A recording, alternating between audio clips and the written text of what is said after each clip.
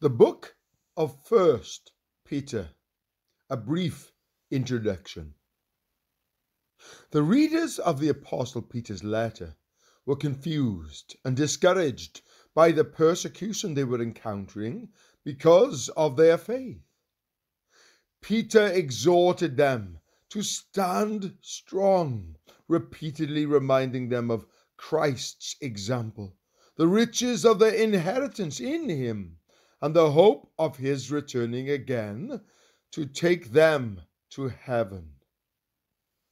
Peter explained how Christians should respond when they suffer because of their beliefs.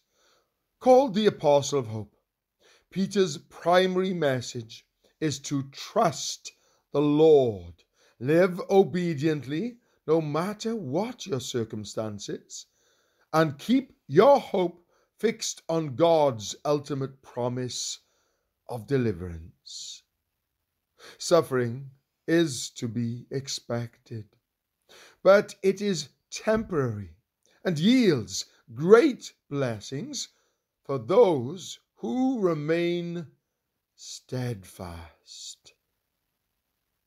Peter probably wrote this letter in the mid-60s AD.